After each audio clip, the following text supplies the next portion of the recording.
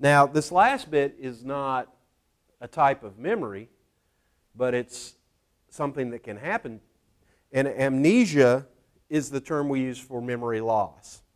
So the theme that starts developing out of Henry very early on is that it's becoming clear now that different parts of the brain are involved in different aspects of learning and in different aspects of memory.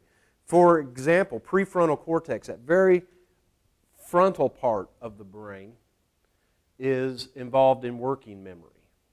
Remembering a phone number, trying to remember a name or something over just a very brief period of time. The temporal lobe, so you're looking at this piece right here is the temporal lobe on the far side. You're looking at the interior aspect. Is going to be important for declarative memory, which we talked about. The amygdala is going to be very important for fear learning, and this is what's going on, a little bit of why anxiety can be good for helping you learn things. It adds motivation. It helps to appropriately label experiences of high emotional valence. The hippocampus, deep within the temporal lobe, is doing spatial memory types of things. And the cerebellum, of course, motor movements. Real briefly, I'm just going to remind you of a few types of learning to help you recall that there are several types of learning too. What were some of those? Anybody remember? All the way back last week? Conditioned learning, what kind? Two kinds of conditioning, really, if you think about it. Pavlovian, classical, and then operant, right? So you got classical conditioning, operant conditioning. You should be very familiar with those at this point. If you're not, remember you're going to have an opportunity to tell me about them a week from today. Social learning, and finally the latent learning. So remember Tolman and his rats, the mental maps, and just picking things up. So the latent learning is when we found out that motivation was, rewards were independent of learning and conditioning.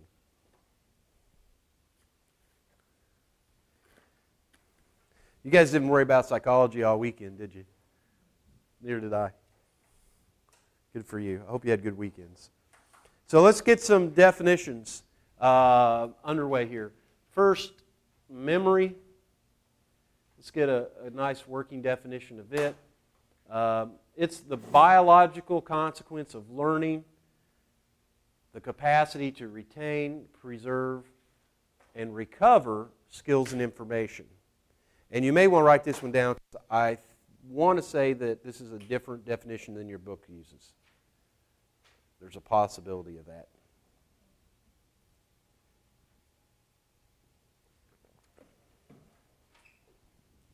Woohoo.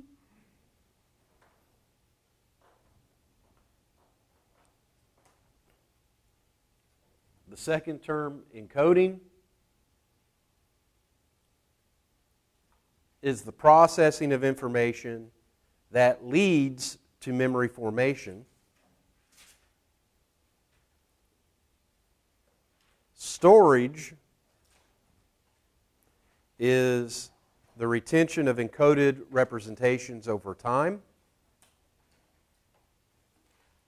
And then finally, retrieval.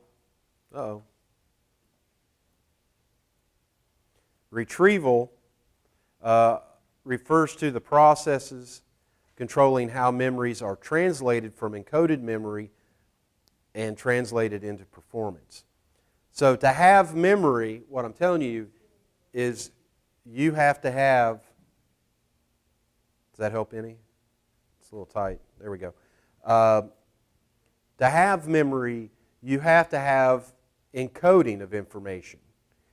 You have to take it from what's out in the world, in the environment, the stimulus, and you have to encode it neurally. Once it's encoded, you have to store it so that you can come back and use it later. And then finally, you have to have that retrieval, which is the decoding, if you will, of that neural representation, and then being able to translate it into something usable.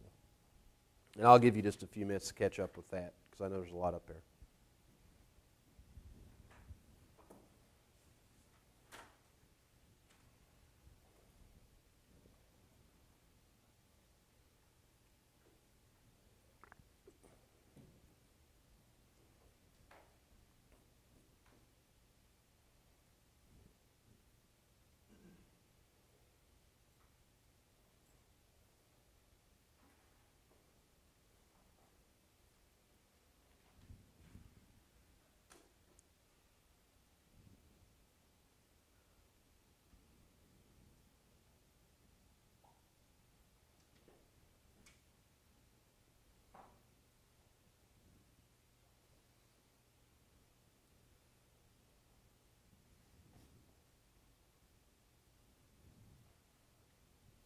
Give you just a few more moments.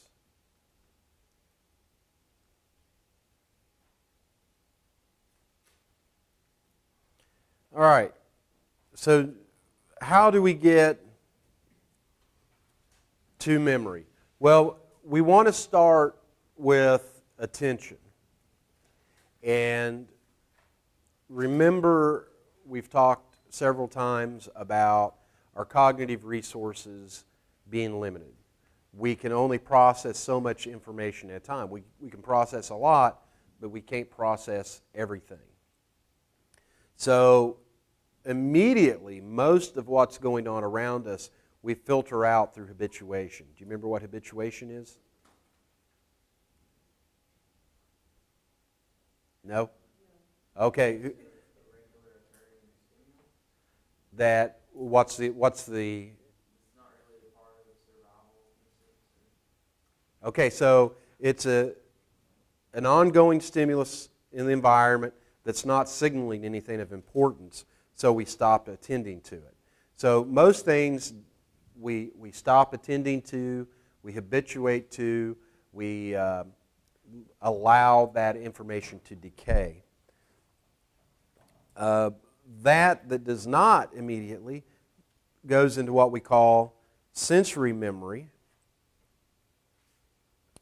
And sensory memory is thought to be an exact copy, neurologically, of the sensory experience. So it's an exact copy in the sense that whatever neuronal representation you have for perception is just being maintained. There's a couple types of this that you need to remember. The iconic, which is a visual sensory memory, and the echoic, which are auditory signals. And again, most of the sensory memory will decay because it's very, very fleeting in nature. It's just there and it's gone.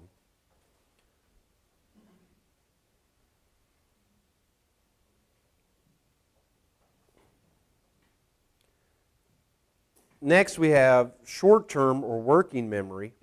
And this is a type of memory that is used to store information, to think about information, to reason with information. So again, this is one of those things, like if someone gives you their phone number and you have to remember it long enough to call or to put it into your phone, or if you're trying to, all right, so here's a good example. You might be taking an exam with, and I'm asking you what the unconditioned stimulus is and the conditioned stimulus and all that. You have to remember in the short term what the question was, what the scenario was. So being able to work with that information, as was the actual question, is short-term memory. It is not an exact copy by any means. It has already been encoded differently than the sensory memory has. It also is characterized by a very limited capacity. And I know what you're going to ask. Well, just how limited is that capacity? And I'm glad you asked, because that's what we're going to talk about. So how limited is short-term memory?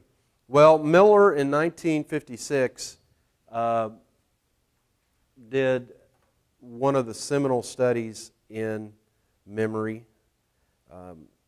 And he came up with this idea that you ought to be able to remember the average person about 7 items.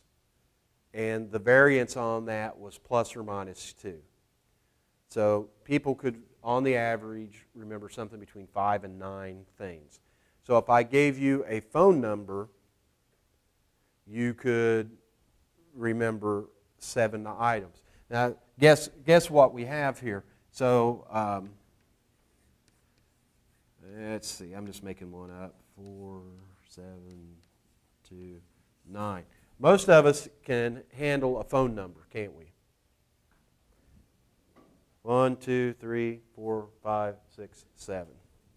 Kind of interesting. But now area codes get a little trickier, right? That becomes a little bit bigger. And then you could do international codes and it gets longer and longer. But we learn tricks that help us learn other things. And it's a little bit less clear now than it used to be back when everybody didn't have a phone that they carried around. When they were attached to walls, the phones were assigned by area. Not just your area code, but the prefix also would all have the same thing. So you could use this trick called chunking, and it's not like a really bad Friday night. By using chunking, what you would start to do is you could take component pieces and treat them as one block. So instead of having, 7, 8, 9, 10, instead of having 10 items, now I have 1, 2, and 3. By being able to put them all together in our heads, we chunk things. That's a handy thing, and it's one of the reasons why I've talked a lot about elaborative learning all semester, trying to make associations between ideas, because the more you can piece them together, the more expansive your memory should be able to be. So definitely know the Miller study, know what chunking is. Additionally, I'm going to move this over here. Short-term memory is limited in duration. It only lasts 10 to 15 seconds without rehearsal. So what's the first thing you do when somebody gives you a phone number you need to remember? You walk around going, and that's what you're doing. You're keeping that memory trace. You're keeping it active in your brain. And this takes place, this activity is in the prefrontal cortex. And it led Badley and Hitch in '74 to talk about the central executive. And this is the type of memory that if you're trying to remember a phone number, it's very easy to lose these memories. They're not well encoded. In fact, I suspect some of you have done the game where your buddy's trying to remember a phone number and they're repeating 9, 6, 7, 8. You're going 2, 4, right? So because these memories are very fragile. And if you do that, you're not a very good person, but I like you. So that's the prefrontal stuff. This is intact in Henry. H.M. had working memory intact. Henry loved TV when commercials were on. Henry loved commercials because they were at a level that he could make sense of. Because if you have a 30-second attention span, you can keep stuff going for 30 seconds. you really don't want to watch like a mini-series, do you? You're not going to figure out, you're not going to have any idea what went on. Remember, I'm pretty sure I've told you a story about Henry. You could come and meet him, walk in the room, shake hands, meet him, go back out the door, just somebody distract Henry, you come back in 5 minutes later, introduce yourself again, he would have no memory of having met you. No conscious memory. Now, the interesting thing, remember I talked about conditioned learning was preserved with Henry? One time they had a researcher put attach a tack to the inside of his hand. So he goes up to meet Henry, shakes his hand, ouch. All right? So researcher goes outside, takes off the tack, they distract Henry. Researcher comes back in. Oh, Henry, you haven't met Dr. So-and-so. Dr. So-and-so reaches out to shake his hand. Henry's not having any part of it. He doesn't know why, but he has been conditioned not to like that particular person very much. So, interesting things going on with Henry. So let's talk about how can it be that Henry has memory in the short term, episodic memory in the short term, but cannot maintain these memories over time, cannot formulate biologically memories. Well, the idea comes down to something called the reverberating circuit. And that is not a term that's in your textbook, but the term consolidation is. And consolidation is a process where we're keeping a memory trace alive long enough for it to be encoded into long-term memory. And this is a process that takes at least 6 months and goes out to 10 years. It takes a long time for a memory to be transferred completely from the short term to the long term. And the younger the memory is, the more disruptible it is. This is one of the reasons, if you've ever been concussed, if you've been riding in the car and didn't wear your seatbelt maybe, and you hit something and your head hits the windshield, you may have a period of time where you don't remember things. That's because early on, the memory is entirely electrical in nature, and you've kind of had a reset button hit. As you go longer in time, what appears to be happening is gradually the memory goes from being entirely electrical in these pathways to the synapses changing. The degree to which individual neurons are connecting to each other, that changes. And after 10 years, it's really interesting. They appear to be completely physical in nature, or nearly so. Carl Lashley is a name I'd like you to know. He famously, in the last century, thought that if memories existed in the brain, you ought to be able to find them. And the way he chose to do that was with rats using the lesion method. And he would train them up to do mazes, and then he would do surgery on their brain. And what he would do is he would take a razor blade and make cuts. And because the idea was, if these memories are represented in neuronal circuits, if you cut the circuit, then you should have a loss of memory. Carl Lashley had a lot of problems with this, in part because he kept himself to the cortex. He didn't get into subcortical structures, which were also important. If you become a psychology major, the Carl Lashley story, when you get there, is a great one. So we've had this short-term memory. We're moving it toward long-term memory. What are the characteristics of long-term memory? First and foremost, it's long-lasting. Once a memory is truly into long-term memory, it's very durable. But remember, this takes up to 10 years. It certainly takes 6 months. So if you think you can read your textbook once or twice and you're going to remember this stuff for life, I have bad news for you. It's not going to happen that way. You have to keep working on things to learn them. But it is long-lasting. It appears to be virtually unlimited in capacity. It doesn't seem to be like your hard drive, where just there's no more space.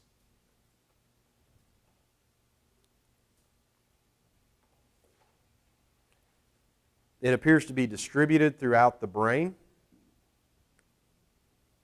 And this next bit is honestly one of the big ideas of the semester.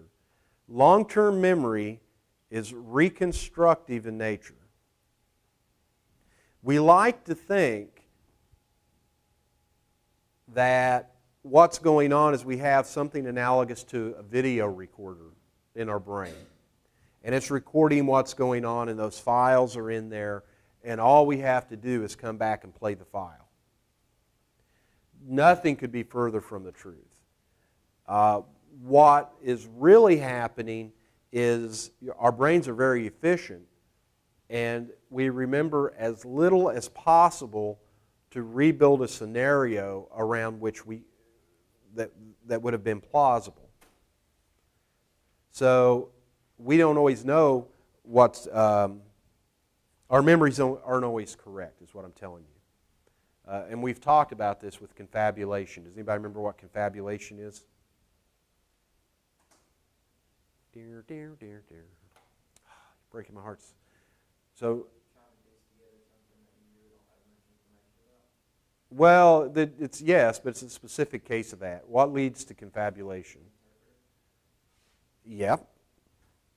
And so the interpreter is very important for that. Remember, what's the habit that might lead you to having, or what's the syndrome? All right, we're throwing out random terms, hoping to hit. Remember Korsakoff's? Alcohol, honest lying. So what's going on with people with Korsakoff's, they just don't have enough facts to rebuild a plausible tale. All of our memories are reconstructive in nature. We have the same thing going on with our interpreter. It's getting these pieces together and going, oh, what must have happened? So you can imagine it's sort of like you went out to a wild party and you wake up without your keys on somebody else's couch in a room you don't remember, perhaps, and you are trying to figure out what happened. You know, you're trying to piece it together with limited information. I sound like I laughed like, yeah, I know how that works. So we rebuild everything as we recall, and this is related to an idea that I'm not sure we've talked about yet this semester called schema. And schema are mental models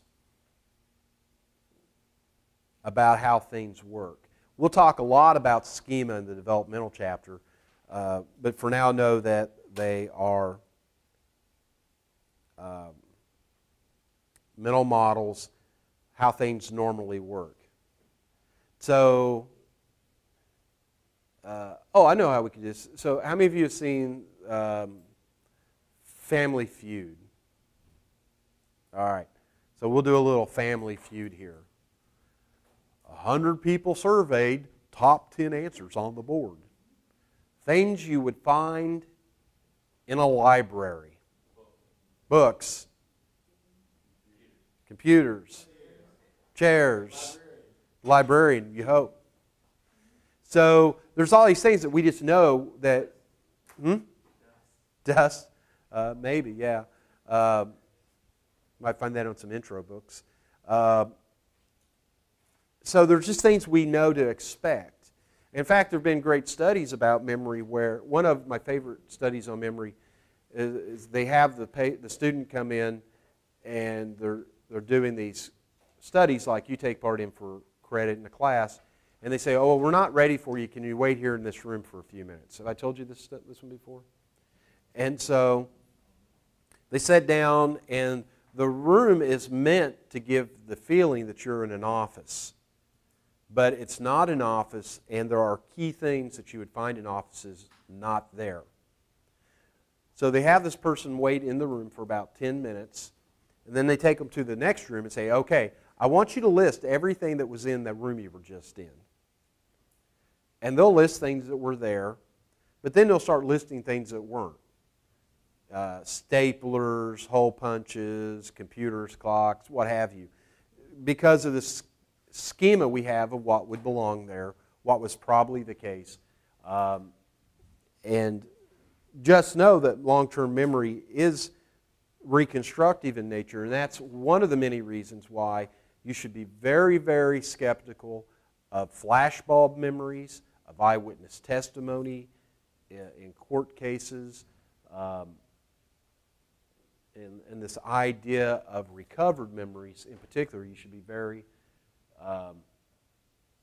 very, very skeptical. And frankly, you should be skeptical of your own personal memories, your own autobiographical memories, because just like everyone else, your memories are reconstructive, and we often add things after the fact. We'll talk about that a little bit in the next episode, I think. So there are different types of long-term memories. We have latent and procedural. Latent memories are things that you know, but you didn't know you knew them. And procedural memories, of course, are how to do things. We talked about that. So, knowledge of how to do things. So, implicit, things that you really don't know about. Explicit memories, we're going to cut into semantic and episodic memories. Semantic memories are about meaning, facts without reference to personal experience. So much of what you should be learning in this class will be semantic in nature. Episodic memories, on the other hand, are going to be memory for events that happen to you personally.